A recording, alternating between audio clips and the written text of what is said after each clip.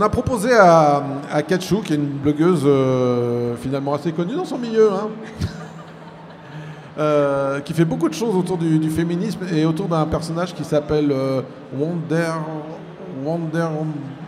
Woman, je ne sais pas quel est le nom exact. Super.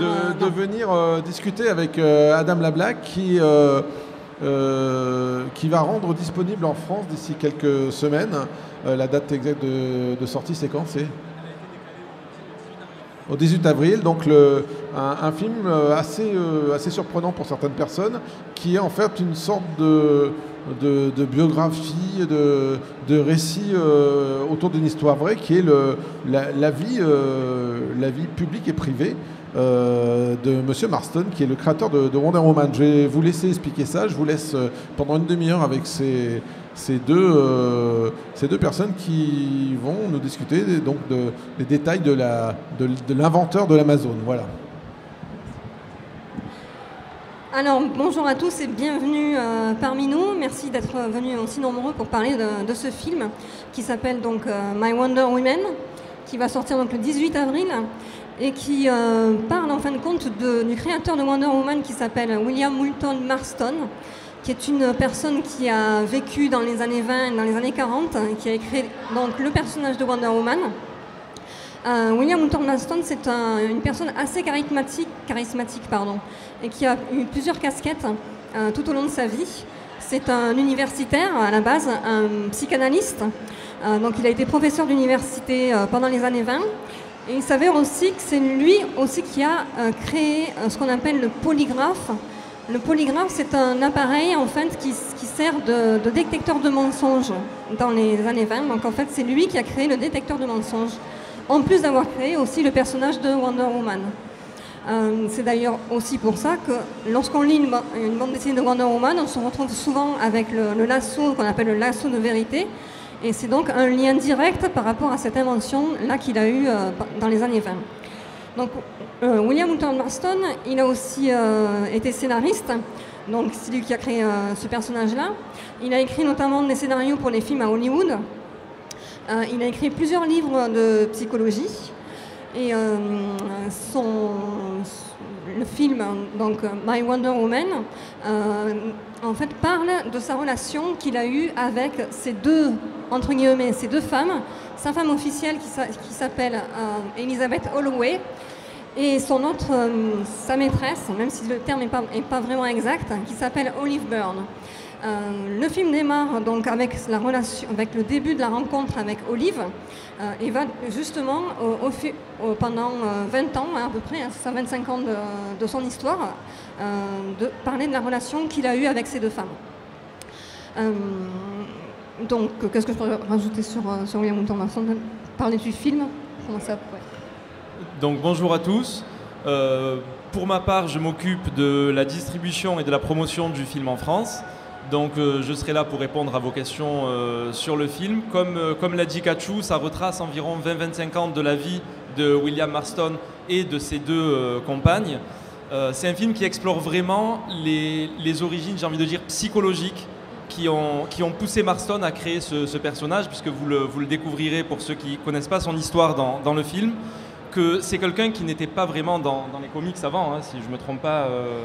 Non, absolument pas. Voilà, il n'était pas dans les comics avant, et c'est vraiment cette histoire avec ces deux femmes qui vont le pousser à créer ce personnage. En fait, au départ, il avait commencé à écrire un article qui s'appelait Don't Laugh at the Comics, qui était publié dans un magazine et qui vantait les mérites justement des comics en général, en disant que les comics étaient bons pour la jeunesse, contrairement à ce qui commençait à se dire à l'époque, dans les années 40, où il y avait vraiment une vague de censure.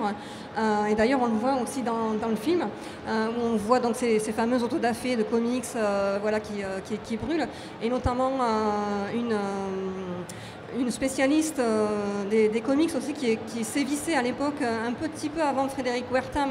Frédéric Wertham, c'est ce psychanalyste qui avait fait beaucoup de mal dans les comics dans les années 40. Il y avait aussi une figure féminine qui était carrément contre Wonder Woman et qui s'était battue justement pour arrêter la publication de Wonder Woman. Donc ce film parle de censure, ce film parle aussi beaucoup de féminisme. Oui, exactement, sur la question notamment du féminisme. On voit Marston en fait s'exprimer là-dessus et dire qu'il a envie d'injecter ses idées dans le cœur de l'Amérique. Et c'est des idées pour notamment la promotion des femmes dans la société, de la place qu'elles peuvent défendre, puisqu'on le voit même inciter en fait les femmes, et c'est dans les années 40 en fait, donc c'est très tôt, à espérer devenir présidente de la République aux États-Unis, ce qui était pour l'époque des questions totalement inconcevables. Et ça, c'est vraiment des idées qu'il a voulu défendre à travers le comics également. Ce qu'on peut vous proposer, c'est de découvrir la bande-annonce dans un premier temps. Ensuite, on continuera à discuter un petit peu et on aura aussi une séance de questions avec vous. Et il y aura un extrait à découvrir par la suite aussi. My name is Dr. William Moulton Marston, and I am the creator of Wonder Woman. Wonder Woman is a love letter. She is a fantasy. A person is most happy when they are submissive to a loving authority. I want to study her. She'll break your heart. You don't be jealous? I'm your wife, not your jailer. I think you long for an unconventional life. Maybe I just want her because you do. You think it's possible to love two people at the same time? Why not? What is normal? It can never happen. The world won't let it. The world can't stop us. Is this what you really want?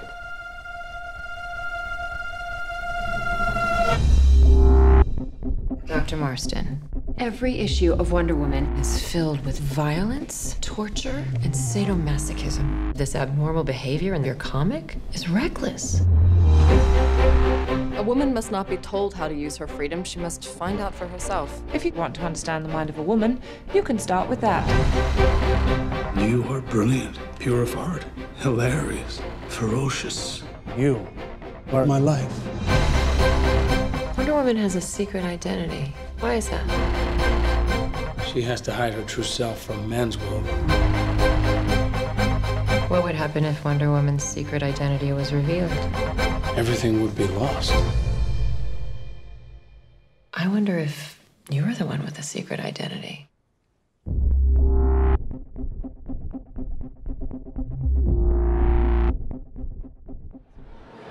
Mais justement, pendant la bande-annonce, on était en train de discuter sur le film, comme quoi on avait apprécié par rapport au fait qu'il était vraiment très juste sur la notion de féminisme par rapport à cet auteur-là, par rapport à ce qu'il enseignait, et aussi le fait qu'il était très très avant-gardiste sur des idées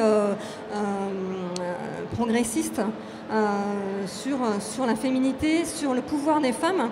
Le terme que moi je qualifie en français d'autorité bienveillante, c'est-à-dire loving authority, est bien amené dans le film. C'est-à-dire qu'en fin de compte, les femmes devraient dominer, entre guillemets, c'est un raccourci, mais les femmes devraient dominer les hommes de façon bienveillante et non pas ce que les hommes d'habitude ont l'habitude de dominer avec des considérations beaucoup plus belliqueuses et agressives. C'est ce que dans les années 20 et les années 40, c'est ce que William Moulton Marston justement mettait en avant et ça c'est extrêmement bien retranscrit dans le film, notamment par rapport à ses théories à l'université où il a en fait un public exclusivement féminin. Parce que ça se situe dans une branche d'Harvard où en fait il y avait une délégation exclusivement féminine des cours donnés par William Moulton Marston en psychologie. Et c'est à ce moment-là justement qu'il fait la connaissance d'une de ses étudiantes qui s'appelle Olive Byrne et donc avec qui il va avoir une relation amoureuse en même temps que sa femme. Et ce qui est aussi intéressant dans le film, c'est la cohérence qu'il y a entre le début de son histoire et les théories qu'il développe en tant que professeur, et notamment, comme tu disais, le détecteur de mensonges aussi, et le fait qu'on retrouve finalement tous ces éléments dans le personnage de Wonder Woman quand il le crée et tout au long de son histoire. C'est vraiment l'évolution de Marston sur 20 ans qui le conduit à la création de ce personnage. Et ce qui est intéressant aussi, c'est que tout le long du film, on va voir ce qui a amené à la création de Wonder Woman avec des petits détails. Donc il faut bien regarder le film, parce que c'est assez... on appelle ça voilà, des easter eggs, comme tout ce qui est par rapport à l'aviation, l'avion invisible, les bracelets d'olive, quelques petits détails disséminés à droite à gauche tout au long du film qui dit « Ah mais ah oui, ça je le vois dans Wonder Woman, ah oui, tout ce qui est le fait que ça se passe sur une île, Paradise Island, le fait qu'elle soit uniquement peuplée de femmes, tout ça va être disséminé très justement, très intelligemment tout le long du film. Et ce qui est aussi intéressant dans le film, c'est qu'on voit que dans les origines finalement des super-héros, qui sont beaucoup à l'heure actuelle réduits finalement à des produits marketing, là on voit les véritables origines qui sont aussi sur des questions sociétales, où vraiment il y a une volonté de revendiquer des choses pour faire avancer la société.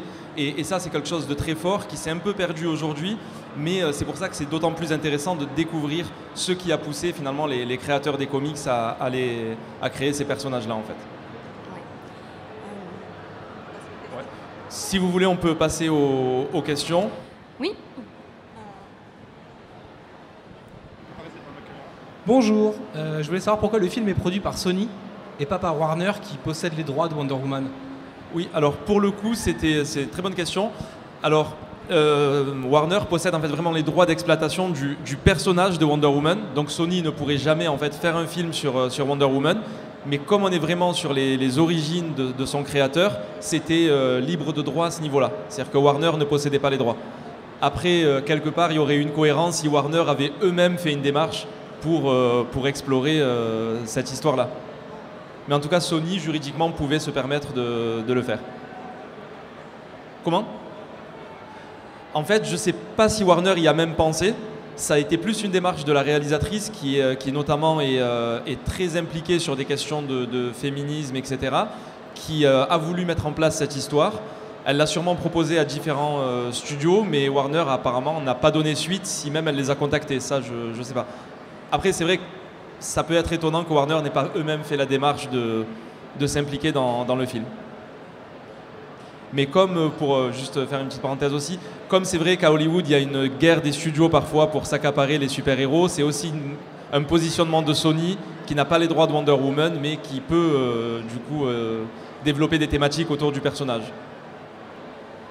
On peut peut-être revenir justement sur cette réalisatrice, Angela Robinson, qui est assez connue effectivement du milieu féministe et du milieu LGBT, puisqu'elle a travaillé sur quelques épisodes de The L Word, la série The L Word. Et elle avait aussi réalisé en 2004, il me semble, un film qui est un film culte pour la communauté lesbienne, qui s'appelle Debs. Qui était une sorte de comédie d'espionnage très drôle, très sympa, très fraîche, qui était sortie à l'époque et qui est un film de référence en fait pour cette communauté-là. Et c'est elle aussi qui va réaliser l'adaptation de la bande dessinée de série comics Stranger in Paradise, écrite par Terry Moore. Qui va donc, je ne sais pas quand est-ce ça va sortir. Le tournage n'a pas encore commencé, mais je pense qu'elle est en pourparlers justement avec Terry Moore pour adapter le plus fidèlement possible cette série de comics. Et Angela Robinson, c'est aussi une réalisatrice qui, après Debs, donc en 2004, va faire un film en 2005 qui était l'adaptation, le remake de La Coccinelle. La Coccinelle revient. Et ensuite, elle s'absente du cinéma pendant, du coup, 12 ans. Elle fait exclusivement des séries télé, dont The L Word, dont tu parlais juste avant, notamment True Blood et d'autres séries sur lesquelles elle est impliquée. Mais le fait de revenir après 12 ans au cinéma, c'est que c'est vraiment une histoire aussi qui lui tenait à cœur et qu'elle avait envie de proposer à l'écran. Ouais, j'ai plus une remarque qu'une question, mais tu disais que l'aspect social, c'est un truc qui se perdait. Et c'est marrant parce qu'aujourd'hui, il y a plein de gens qui reprochent aux comics d'être un peu trop... de vouloir diffuser plein de messages, de tolérance, etc. Ce que moi, je trouve plutôt une bonne chose, mais il y a plein de gens qui s'en plaignent. Donc moi, je trouve que l'aspect social se perd pas trop. Mais... Ouais, c'est possible. Après, c'est vraiment juste des petites remarques et des points de vue, mais... Ouais. Disons qu'à l'époque, dans les années 40, c'était... Voilà. En retrouvant le contexte, on n'avait jamais vu ça, ou très rarement vu ça, même par rapport à une super-héroïne, un personnage féminin qui avançait des concepts aussi avant-gardistes, ça n'existait pas encore. Oui. Oui, alors c'est vrai que c'est peut-être, quand on le remet dans le contexte des années 40, où ça paraissait peut-être plus fort parce que c'était nouveau et c'était une démarche qui n'existait pas encore, alors que maintenant on y est peut-être plus habitué, et même si ça ne s'est pas forcément perdu, effectivement. Oui, bonjour. Est-ce qu'au niveau du film, on s'intéresse plus au niveau des personnages principaux, entre guillemets, ou plutôt au niveau sociétal, c'est-à-dire plus dans quel contexte on arrive par rapport à tout ce qui est Marston, etc. Alors, le film s'intéresse vraiment beaucoup à la dynamique entre les trois personnages, donc entre Marston, sa femme Elizabeth et l'étudiante Olive Byrne. C'est vraiment autour de ça qu'est centré le film, mais les questions sociétales reviennent énormément au fur et à mesure de l'avancée de l'histoire. Elles sont présentes dès le départ dans des discussions entre eux notamment, où par exemple on voit dans l'une des premières scènes sa femme Elizabeth qui mène les études avec lui sur le détecteur de mensonges, mais qui, parce que c'est une femme, à Harvard ne peut pas enseigner par exemple.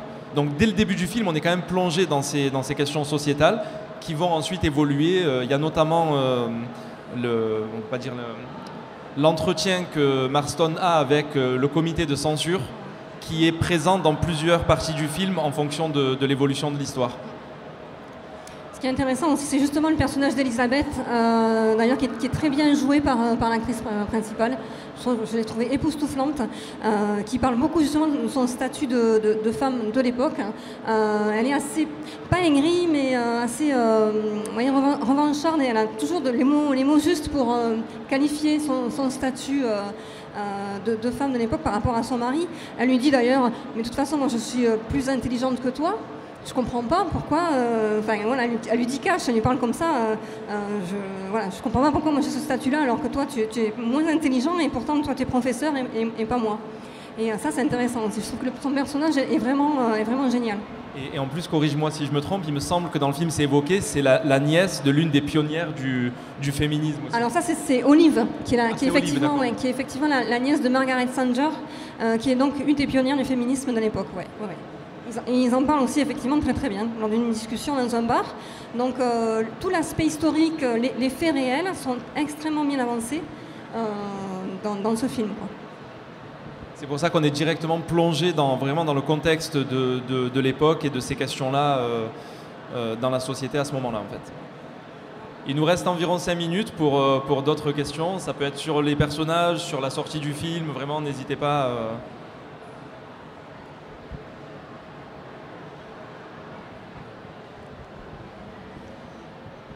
Sur quoi portera le prochain film Wonder Woman? Comment? Quel sera le pitch, l'intrigue de façon très succincte du prochain Wonder Woman? Mais ça on ne sait pas. On ne sait pas du tout parce que c'est pas le même studio qui a produit ce film et Wonder Woman, donc ça je ne sais pas du tout. Merci quand même. Et je crois que le film est en écriture, enfin le scénario du film est encore en écriture, donc je ne sais même pas quand est-ce que la date du début du film est annoncée, le tournage, donc du coup on ne peut pas te dire parce qu'on ne le sait pas. Est-ce que ce film est fidèle à la réalité? Est-ce que c'est romancé dans la relation entre les trois? Est-ce qu'on le sait? Est-ce que c'est laissé dans le flou? Comment ça se passe? Alors il y a eu une petite polémique par rapport à la sortie du film vis-à-vis de la petite fille de William Moulton Marston qui s'appelle Christy Marston. Quand elle a vu le film, elle a dit que ce qui était le côté relationnel entre ce trio-là, c'était pas du tout ce qu'elle avait entendu dire par rapport aux membres de sa famille. Donc elle comprenait pas un petit peu le côté romancé de cette histoire-là. Donc après, ce qui est vrai, ce qui n'est pas vrai au niveau de cette relation amoureuse entre les... on le saura quelque part jamais, parce que c'est quelque chose qui relève de la vie privée quand même, malgré tout. Donc après, écrire un scénario de film à Hollywood et enjoliver, entre guillemets, un peu les choses, c'est quelque chose qui se fait régulièrement. C'est de la narration, hein, voilà, tout simplement. Par contre, ce qui est important de noter, c'est que tout l'aspect historique, c'est-à-dire les faits historiques, sont vraiment réels. La relation entre les personnages, leur statut sociétal, ce sont des faits réels. Donc en fait, il y a deux parties dans le film. Une partie véridique qu'on ne peut pas, qui sont vraiment réelles, et une partie un petit peu romancée, c'est-à-dire cette relation-là dont on ne saura jamais vraiment quelque part la vérité. De toute façon, après, a priori, dans chaque film qui retrace l'histoire de personnages, tout ce qui relève de la vie privée, c'est pratiquement impossible à être fidèle, puisque ce qu'ils faisaient dans le cadre privé quand ils étaient trois, telle réplique, est-ce qu'elle a été dite ou pas? Non, pas forcément, c'est écrite par la scénariste, mais les événements, même historiques, de leur relation sont quand même fidèles. Par contre, là-dessus. Après, c'est vraiment telle scène, est-ce qu'elle a existé? Bon, ça, on ne peut pas savoir. D'ailleurs, oui, il y a plusieurs biographies de William Moulton Marston qui, justement, rejoignent certaines idées du film. Donc là, on ne peut pas... Voilà, ça n'a pas été inventé, quoi. Et après, c'est malheureusement la question qui revient toujours sur les biopics. On est obligé, pour des besoins, comme tu disais, de narration et de cohérence, on va dire, dans le rythme d'un film, d'arranger certaines choses. Mais l'idée, c'est de rester fidèle aux événements principaux et ne pas trahir l'esprit des personnages, surtout. C'est effectivement le cas dans ce film. Ouais. On va s'arrêter là. Merci beaucoup, merci d'être venu.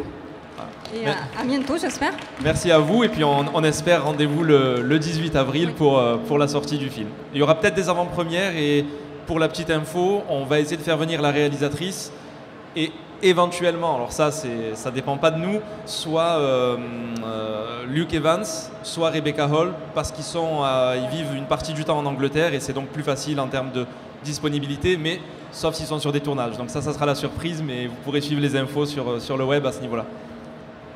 Merci.